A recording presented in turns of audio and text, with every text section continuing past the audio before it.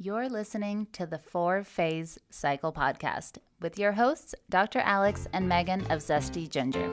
If you're looking to naturally balance hormones and learn how to work with your body instead of against it, you've definitely come to the right place. As a duo of an integrative MD and a functional diagnostic nutrition practitioner and best friends, we use the 4 phases of the female cycle in combination with functional lab work and mindset practices to transform the lives of the women we work with. We also have a whole lot of fun along the way. If you're new around here, it's best to start with season 1 before jumping around and plan to roll up your sleeves. Showing up for ourselves and enjoying our lives is what good health is all about. Just a quick reminder though, this information is not intended to diagnose, manage, or treat disease. Always consult with your doctor before making changes. Hi there, this is Alex with you today. Hope you're having a wonderful day, evening, night, wherever in the world that you are. I'm so happy to have you joining me today. Thank you so much for coming and hanging out with me on the podcast. As you all know, we just adore our podcast listeners, and I just wanted to love on you for a second and just send you so much love and appreciation. It helps me so much to hear back from you guys and to interact about this content and to see the reviews and the shares. It really means a lot to us. So thank you so much. Just so much gratitude and appreciation from us being sent your way. I hope that you're feeling it.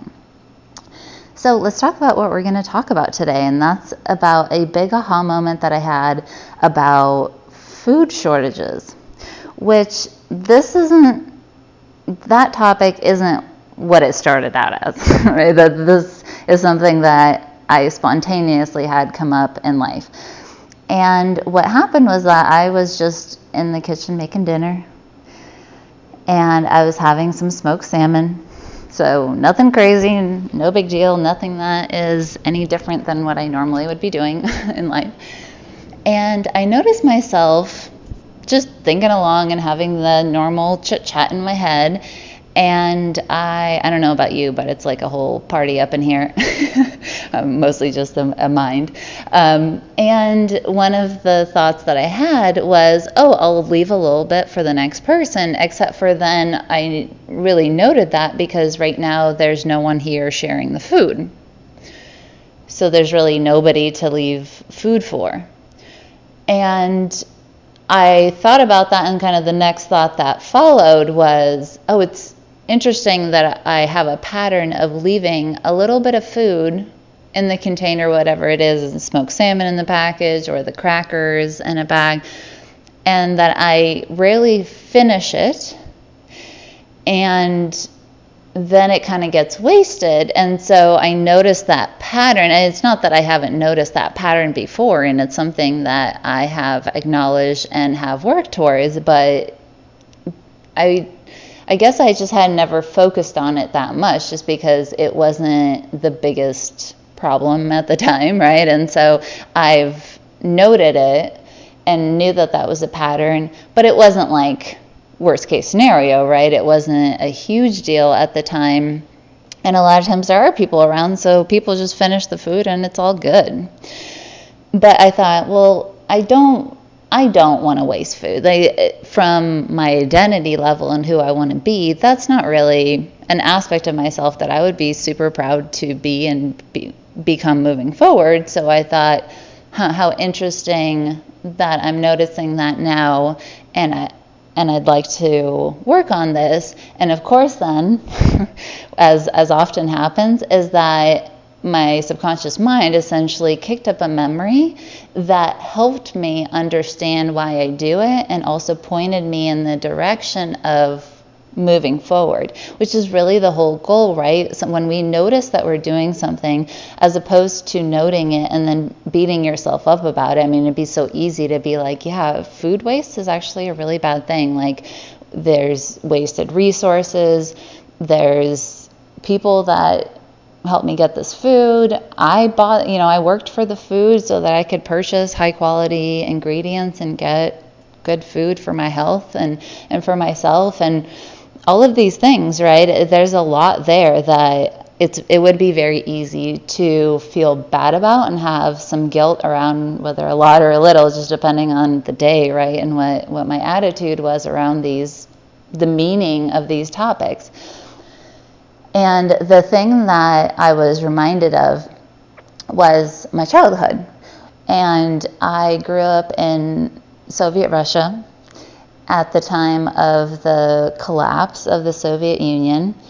And things were not good during communism. So you can imagine that as the crumble happened, things got really rocky. And that informed a lot of what was happening at the time, especially me growing up. And there was a lot of food shortages. So my family would predominantly live in the city where my parents worked.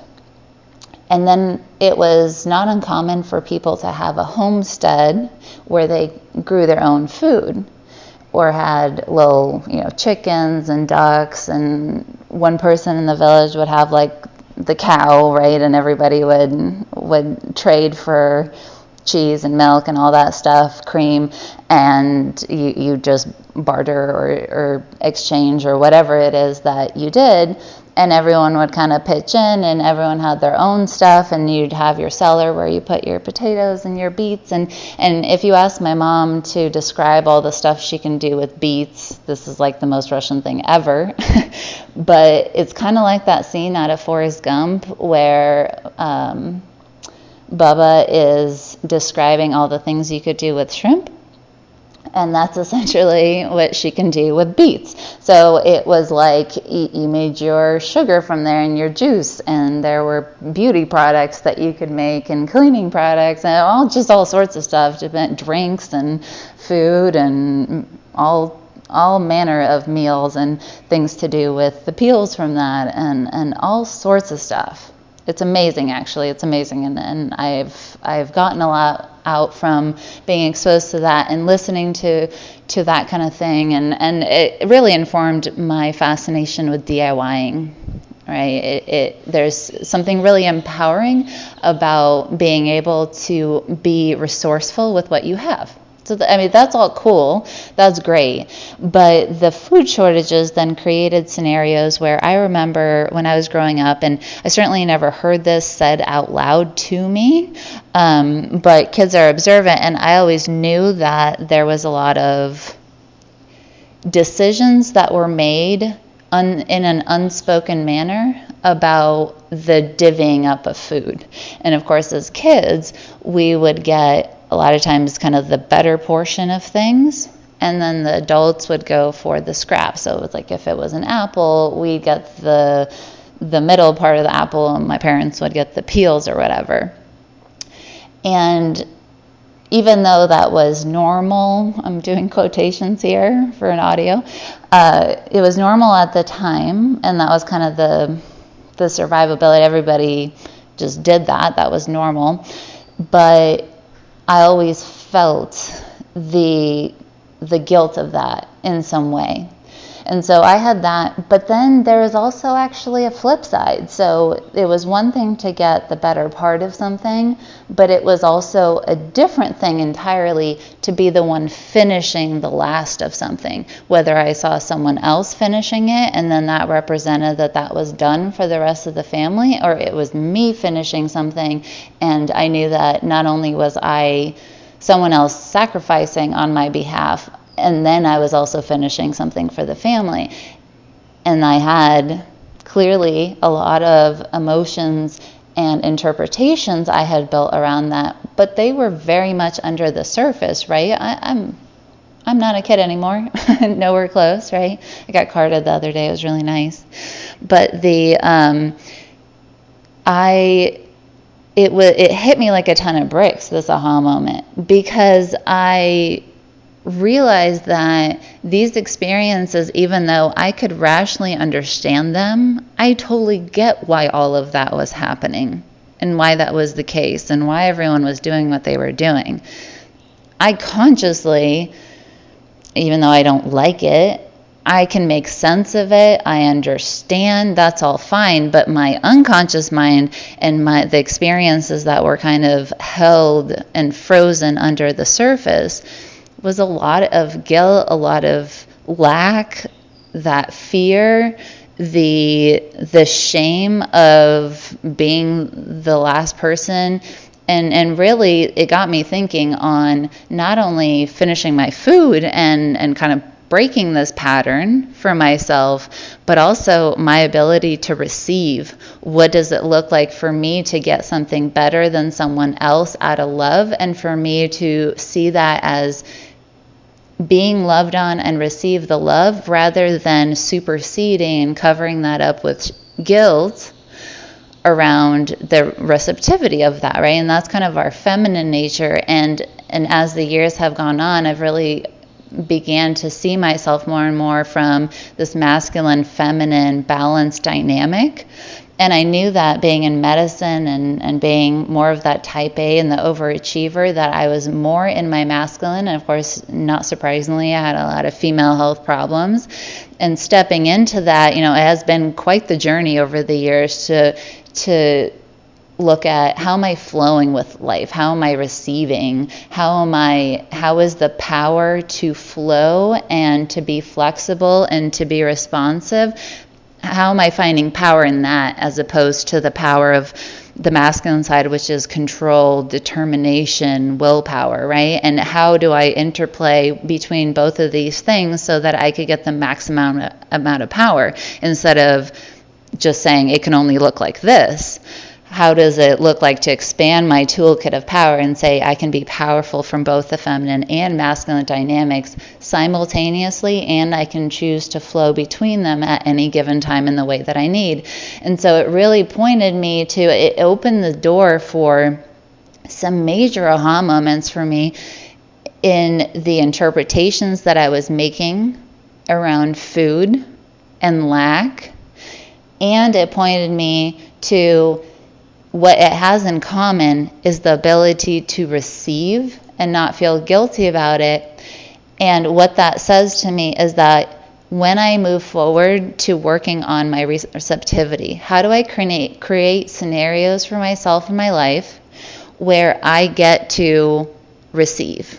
Whether that's me doing something for me and creating that for myself, or working with people in my life and either taking note of it when it happens spontaneously, or really even working with the people in my life to create experiences where I get to practice that kind of thing. And that's why it's worth beginning to create a support system for ourselves, and that's why we do groups, is because it's really helpful to have people in our lives that are willing to do this kind of thing with us. And that's why I have a lot of gratitude for Megan and the fact that we work so well together and are so close in our personal lives. Because now in working on the receptivity, as a factor to all of this, I know it's going to help me break the pattern of what I do with food. And when we miss out on subconscious mind information like that because we're simply trying to consciously think through, like, oh, I should stop throwing away food, period. If we leave it at that, we are relying on our willpower to get there. But now what that creates is a lot of opportunity to move forward. Not only am I becoming who I want to be across multiple areas of life, it's not just about food, but who I truly am at the core. But it also creates opportunities that as I get better at one thing, it brings along other parts of my life. I don't have to struggle so hard to be like, this is all about food. This is all about my femininity. This is all about my ability to trust. See how that works? It's less effort, higher impact, which is what Megan and I talk about all the time, right? That's why we harp on this so much. So that is true.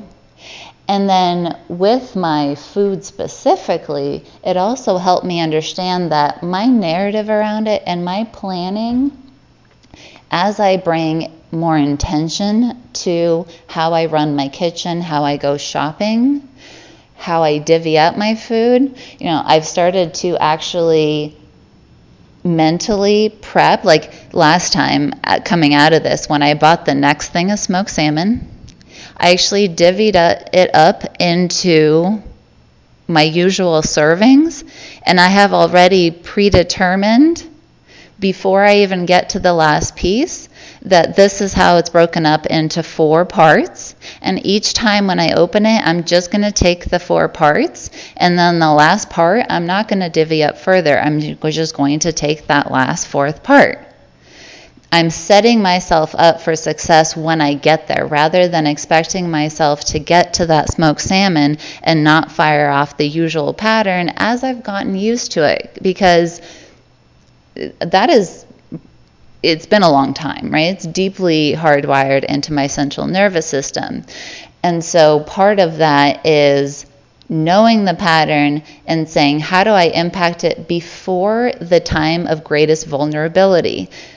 In this example, the time for vulnerability is going to be in that split-second decision when I get to the end of the package of what I'm going to do there. And depending on my emotional state at the time, I could happen to be resourceful, or I could happen to not be in a place where I'm like, oh, it just feels uncomfortable to take the last bit. I'm going to go ahead and leave it, right? And in doing so, I will have reinforced the previous behavior.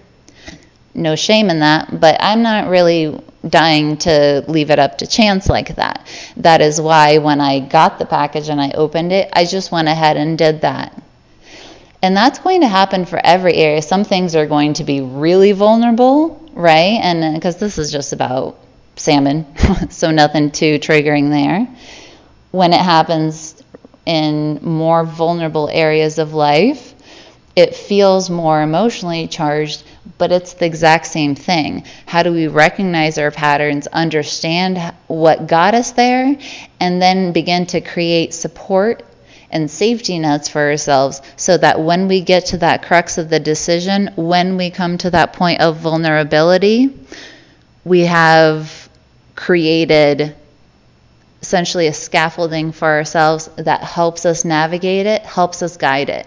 I feel like people do this for their kids all the time, but don't necessarily apply it to themselves, right? If you know your kid has separation anxiety, a lot of times there's a lot of prep work that explaining the situation, talking about it ahead of time, right? Getting geared up. What are we going to do when we get there? What is going to be the sequence of events that works for everybody? The same thing is going to apply for you. What does it look like for you to help yourself see where the hang-up might be and ask yourself what you need to do to help yourself move through that in a way that you feel loved, that you feel supported, that you feel seen from nobody really other than you. That's what it comes down to. And then laid on top of that is we can absolutely begin to bring in other people into this experience as long as we feel comfortable and safe doing so, and saying, hey, can I get a little help on this? This is where I'm getting stuck. This is where I see my role, and this is where I see the potential for your role. Do you have the bandwidth for this? Does this seem like something that you're up for? What would this look like for you? What is it that you need to be successful in doing this for me? And when we work with someone like that from that point of view, it's such a beautiful, connected, intimate experience. It moves relationships forward in a really beautiful way.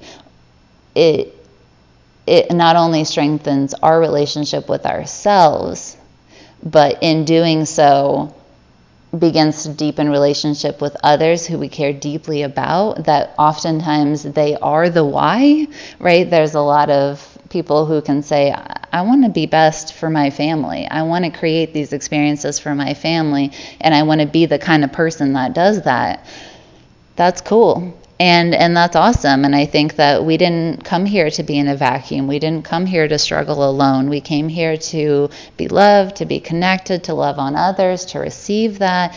All of that is really great. And this is what it can look like to intentionally guide that, to bring in that connectedness, the vulnerability, like letting people peek behind the curtain of what it's like being you, what it's like being Alex, and to build trust and faith and connection through that. I really, really am such a big believer in the beauty of that and the power of that, on top of how amazing it feels to stand in your own empowerment. Like, I feel better equipped to make food choices, to treat myself with kindness. As a result of this, it was like a 2-minute experience in my kitchen, right? Like, it doesn't sound like anything at all. And yet, with my disordered eating history, with the childhood that I had, and all sorts of stuff, there's a lot of empowerment that I feel having had these aha moments and begin to take action from them and to show up for myself differently.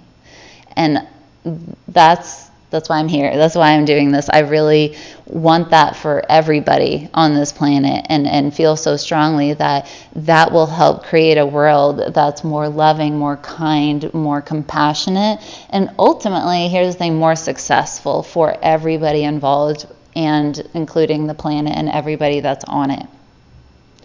So I'd love to hear your ahas. As always, I'd love for you to screenshot this, share your takeaways. What are your aha moments around food shortages? What are your patterns?